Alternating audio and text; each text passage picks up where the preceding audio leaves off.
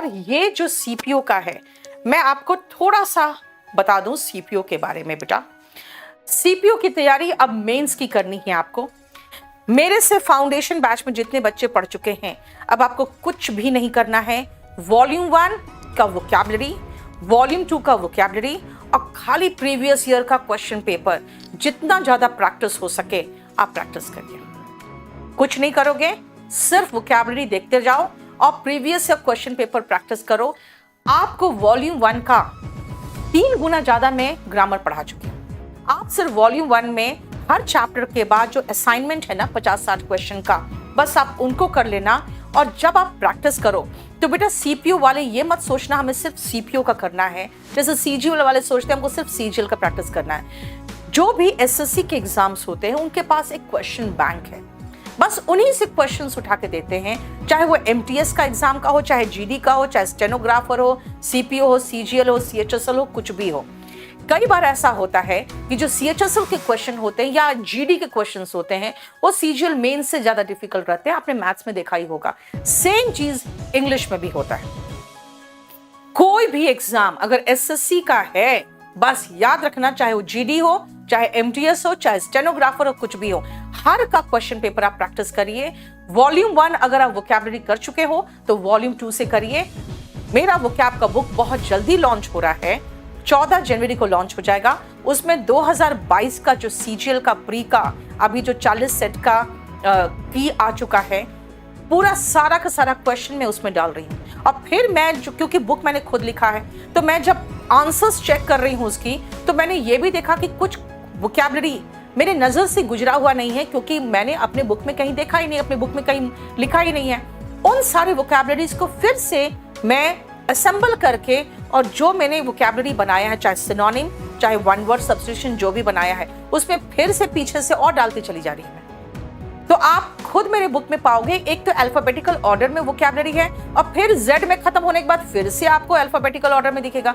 तो आप समझ जाना कि ये मैम ने फिर प्रीवियस ईयर 2018 से 2022 तक का जो देखा, और फिर मैम को लगा कि नहीं ये भी वोकैबुलरी होना चाहिए था मेरे बुक में, जो नहीं है, तो वो भी सब डाल दिया है। यानी अपडेटेड सीजीएल 2022 तक के सब क्वेश्चंस उसमें असेंबल कर चुकी हूं मैं। याद रखना, वो वोकैबुलरी का बुक ले लेना आप 15 तारीख के बाद, 15 जनवरी के बाद।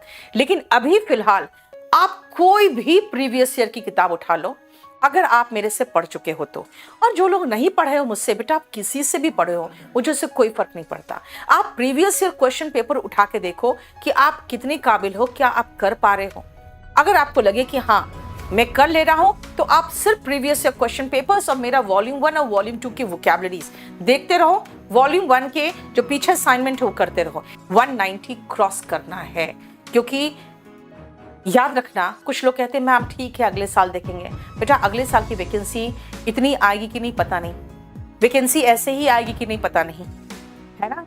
और दूसरी बात ये भी है कि आपने सीजीएल का और सीएचएसएल का आपने देखा स्कीम ऑफ एग्जाम चेंज हो गया। अगले साल फिर इसका भी एग्जाम का स्कीम सेम रहेगा कि नहीं, उसकी भी गारंटी नहीं। तो फिर आपको नए सिरे से तैयारी करनी पड़ेगी। इसीलिए इस बार पूरा जान लगा दो आप, क्योंकि आपको पता है इस बार का जो कट ऑफ है पिछले बार से सिर्फ 1 मार्क ज्यादा है। इतना तो एक्सपेक्टेड था कि इतना कट ऑफ जाएगा ही, क्योंकि हमेशा बच्चे इंप्रूव ही करते। मैं भी जब छोटी थी तो मैं देखती थी कि 50 ओवर में हमारी टीम अगर 250 बना लेती थी तो हमें लगता था मैच तो जीत ही जाएंगे इस बार, क्योंकि 250, अब 250 तो वो बना लेते हैं 20 ओवर्स में। तो लोग इंप्रूव करते हैं, अगला जनरेशन ज्यादा अच्छा होता है। यानी कि हर साल अगर आप सोचोगे कट ऑफ नीचे जाएगा, तो बेटा बहुत बम्पर वैकेंसी होती है, तब कट ऑफ नीचे चला जाता है। ठीक है, तो इसलिए मेरा मानना है कि इस बार का जो कट ऑफ है वो रिजनेबल है, जो मुझे लग रहा था होगा ही होगा। और अब आपकी बारी है कि give your best shot. Best shot देने के लिए टारगेट 200 करोगे तो 190 क्रॉस करोगे। टारगेट 200 करना है, 150 नहीं। 150 में कोई सिलेक्शन नहीं होने वाला। समझ में आया? क्योंकि इंग्लिश का पेपर ही अब डिसाइडिंग फैक्टर है। हाँ, फिजिकल की तैयारी जरूर करना, क्योंकि फिजिकल की तैयारी इसलिए करनी पड़ेगी क्योंकि फिजिकल इतना आसान नहीं होता सीपीओ में कि सब निकाल ले। ठीक है, फिजिकल की तैयारी रोज शाम को जाकर रनिंग करो, आप हाई जंप करो, लॉन्ग जंप करो, रनिंग करो, अपने आप को फिट बनाओ। ठीक है, और बिल्कुल प्रोटीन रिच फूड लो। ठीक है ना, मेरे शरीर देखने की जरूरत नहीं है, आपको सोचेगा अच्छा ये कौन, who is talking, see who is talking.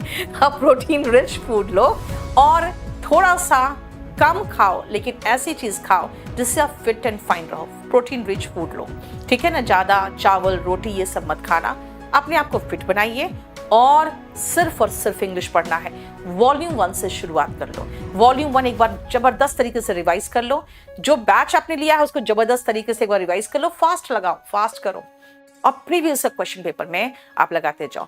मेरे अकॉर्डिंग चलोगे, मैं आपको 190 प्लस की गारंटी देती हूँ, लेकिन मेरे अकॉर्डिंग चलना पड़ेगा। मैं आती रहूंगी आपके साथ मिलने के लिए। बहुत जल्दी मैं एक अलग चैनल बना रही हूँ, क्योंकि केडी लाइव में बहुत सारे क्लासेस लोड होते हैं, जिसके कारण बच्चों को मेरे क्लास खोजने में दिक्कत होती है। तो मैं एक अलग चैनल बनाऊंगी, उसका डिस्क्रिप्शन यहीं पर चैनल्स में मिल जाएगा आपको। जो एक सेक्शन होता है ना चैनल्स, उसमें मिल जाएगा, आप उसको सब्सक्राइब तो करना ही पड़ेगा। चलिए, थैंक यू सो मच।